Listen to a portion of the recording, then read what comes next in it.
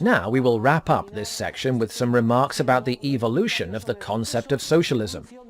By socialism, people have traditionally understood real socialism as I have defined it, namely, a system based on the public ownership of the means of production. In fact, that is the definition Mises uses in his now classic work, Socialism, an Economic and Sociological Analysis, in which he criticizes socialism. The first edition appeared in German in 1922, followed by the second edition 10 years later. Does this mean Mises was wrong? No. During the first third of the 20th century, when people discussed socialism, it was always understood that they meant real socialism, of Marxist or Soviet origin. Nevertheless, this definition, a system based on the public ownership of the means of production, is misleading. It does not say based on coercion and shots in the back of the head, but that is what the public ownership of production goods amounts to. It means private property is forbidden, and therefore so are voluntary exchanges and the free exercise of entrepreneurship. Everything is organized from above, based on coercive commands. In other words, as Lenin wrote, the whole economy is organized on the lines of the postal service, and the police forcibly imposed this system. Well, it immediately became clear that, in terms of science, this definition, public ownership of the means of production, was unsatisfactory. First, it is a static definition.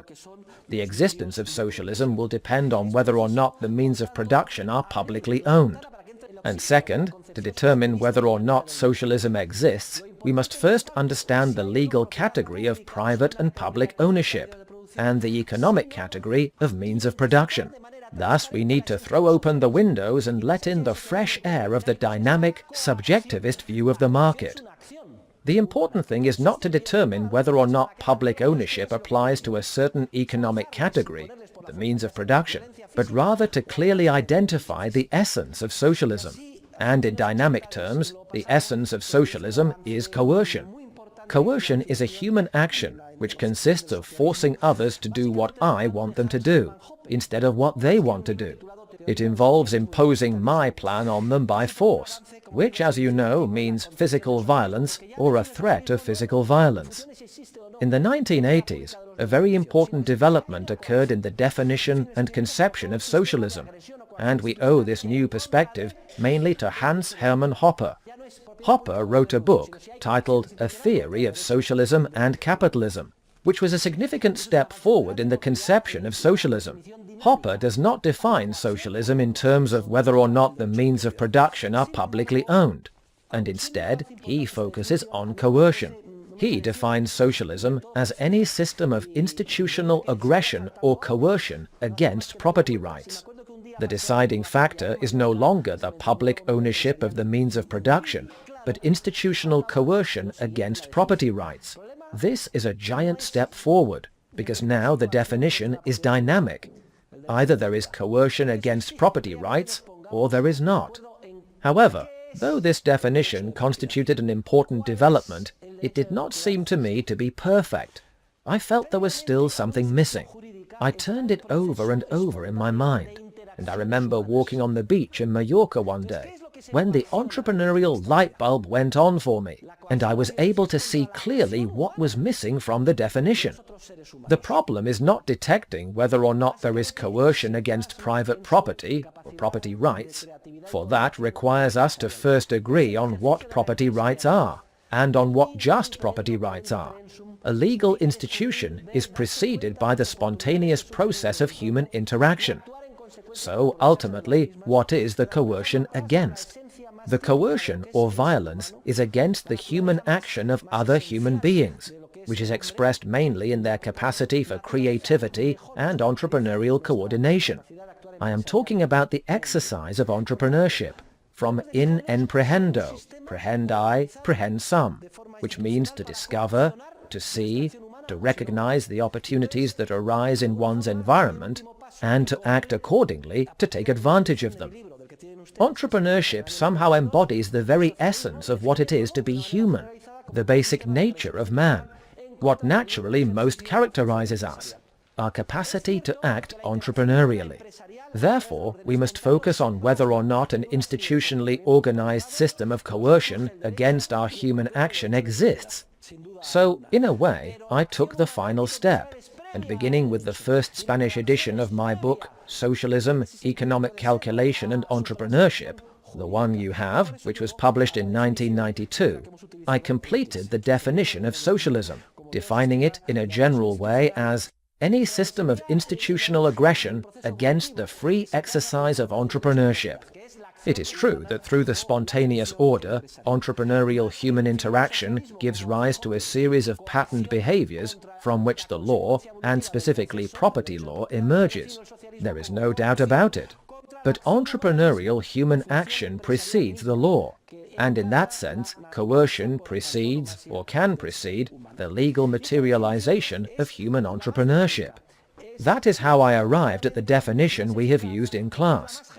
Socialism should be understood as any system of institutional aggression against the origin of the evolutionary process which gives rise to property law, and this origin is human interaction, or entrepreneurship.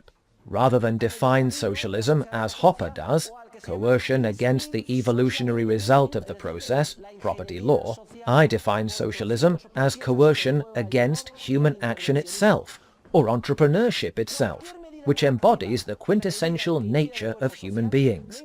This is the most dynamic definition.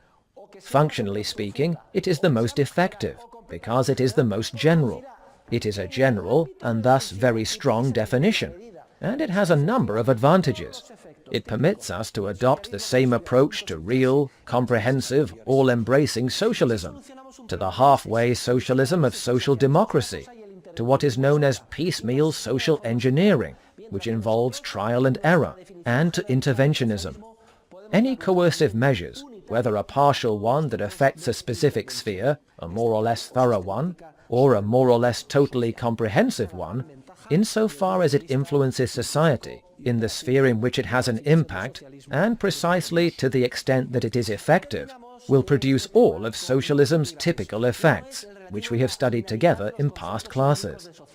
This approach offers a solution to a problem Mises had. Mises considered socialism to be one thing and interventionism to be another, and he studied them separately. But with our broad definition of socialism, we can deal in the same way with all types of state or systematic intervention in society. From a scientific and functional standpoint, that is the great advantage of the definition of socialism I am proposing. We will conclude this topic with a couple of considerations. The first has to do with the inanity of the idyllic concepts of socialism. I am sure you have noticed that ever since the fall of the Berlin Wall, socialists have lost their banner, and they are totally disoriented. They supported an ideal which they saw embodied in Soviet-type economies. Almost half of the world's population was subjected to such regimes. The Cold War erupted between the powers espousing the two systems, the market economy versus the socialist system. Granted, the market economy left much to be desired. There was plenty of government interference, etc. But the difference was clear. When the Berlin Wall crumbled and socialism disappeared, socialists and progressives lost their point of reference. Now they must look for another banner under which to somehow justify state interventionism, and continue defining themselves as socialist. So all kinds of idyllic definitions and conceptualizations of socialism emerged. The meaning of the word socialism became vague. For instance, socialism was defined as social harmony, the harmonious union of man with nature, or the maximization of social welfare, or it amounted to do-goodism. In other words, socialism is whatever is good. Equality, for example. But hold on a minute. That is well and good, but this ideal you are defending, what form will it take? What specific measures will be adopted? And do you believe that because your ideal is so lofty, its forcible imposition from above on everyone is justified? Yes or no? Clarify that, whether coercion is involved or not. First, clear up your mental confusion. Decide what your intentions are. And second, do you wish to impose them by force? This way, we will find out in each case whether we are encountering mental confusion. simple, crude opportunism, or, as is more common, an attempt to conceal, under an attractive veneer, the institutional aggression someone wishes to continue exercising. What did the rallying cry used to be? The attainment of real socialism. What is the rallying cry now? Stopping global warming. That justifies anything. It justifies taxes, restrictions on what you can consume, the prohibition of eating cows. It is a new banner to be imposed by force. For if it is not imposed by force, and everything is voluntary, there is no socialism problem. Socialism is characterized by coercion. Always inquire whether or not coercion is ultimately involved. Find out whether or not an ideal is to be imposed using the power of the state. The second of our considerations is the following question. Could the term socialism someday be restored? If you visit the countries of Eastern Europe and you mention socialism, you will find it to be the most corrupted term, with the most derogatory connotation. Nobody wants to hear a single word about socialism. For generations, people there have been sold the socialist ideal, and you cannot imagine what they have suffered. In the West, because we have suffered less, we allow ourselves to be manipulated more. But someday, will it be possible to restore the term socialism, so that an honest person, someone who understands the spontaneous process and knows that it drives society and civilization and fosters harmony, could conceivably be defined as a socialist? What system am I referring to? Clearly, capitalism, the market economy, and the spontaneous order of social cooperation. Only if this semantic change occurs, and one day by socialism we begin to understand an order based on the private ownership of the means of production, voluntary exchanges, the spontaneous market order, etc., that is, only if socialism comes to mean what nowadays is considered even the opposite of socialism, will it be possible to restore the term. Otherwise, it is doomed to disguise wicked content with a weasel word, an attractive shell. Weasels are able to make a tiny hole in an egg, suck out everything inside, and leave the shell intact. So, a weasel word is a word whose meaning has been totally prostituted. For example, the term democracy. The meaning has been sucked out and replaced with content that is the exact opposite, and the packaging has been kept in order to fool people. In any case, though we do not know if this process of semantic development will take place or not, in recent writings I have begun to try to stimulate it. Therefore, I have been talking less and less about socialism because it is misleading. Many people think I am referring to political notions, and I consider Rajoy as socialist as Zapatero. Furthermore, as a scientist, I must try to encourage people's understanding of the world to evolve toward the scientific truth as I see it. Thus, I am speaking less and less of socialism and more of statism.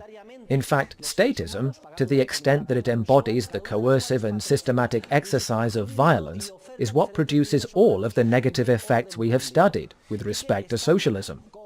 We will see if I am successful, and future events unfold in this direction, and in these same classes 10 or 15 years from now, all of my analysis has to do with statism. Perhaps, instead of socialism, economic calculation and entrepreneurship, the book will be titled Statism, Economic Calculation and Entrepreneurship. Ultimately, the state's embodiment of systematic violence is what causes all of the negative effects we are studying. That is what sparked my evolution toward anarchy. That is, the process of social cooperation in which no agency holds a monopoly on violence in a particular territory, but rather there is a system of private agencies, and human beings voluntarily subscribe to their services by paying a certain monthly fee. Each agency backs a legal system and offers different levels of degrees of public order. Though the agencies are different, they are coordinated, thanks to a number of voluntary rules, like those followed in the IATA to reach agreement on certain security protocols in different airlines. Well, the same approach would be taken to prevent, stop, and punish crime. You can be sure that a private system of this sort would be much more efficient at maintaining public order and respecting human life and property than the system we have now, based on an agency that holds a monopoly on public order, and is therefore dogged by all the bureaucratic problems of ineradicable ignorance we now face, with public police forces, government judicial systems, and so on. And these observations about public order are also applicable to every other sphere: the monetary sphere, that of central banking, social security, the welfare state, etc. And this is the area in which professors and economists on the cutting edge are working today, well into the second decade of the 21st century. We are working out how a stateless society would be organized. By state, we understand an agency that holds a monopoly on violence in a certain geographical area. We are studying the possible workings of a system based on the spontaneous order, in which there would be private companies that would back different competing frameworks of law and justice. I will leave you with just this sketch of such a system. If any of you are interested, I can give you information on the most recent literature, the various articles and books.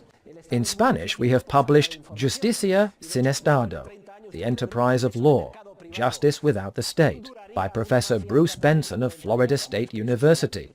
The publisher is Union Editorial, in case any of you would like to write a paper on the book. Also included are a number of delightful historical studies, which show that private justice systems have worked very well in many historical contexts. You can also read the writings of Bruno Frey, a professor at the University of Basel. Frey developed the concept of functional, overlapping, and competing jurisdictions. In other words, security and defense providers like Prosegur and Securitas would each offer different levels of public order in accordance with a certain legal code. In some jurisdictions, abortion would be a crime. In others, it would not be a crime.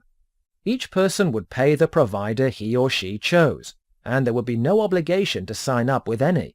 We are also studying and analyzing what would happen if somebody stole a TV set from a client of another agency, and how mobsters would be dealt with. All of that is being analyzed. Certainly, there would be a lot fewer mobsters than there are today. A lack of information makes the state highly inefficient. And do you think that in a private market process, a mafia would last for 30 or 40 years? That is the height of inefficiency. No. A private sector would put an end to mafias much more quickly, efficiently, economically, and justly, which is what matters most.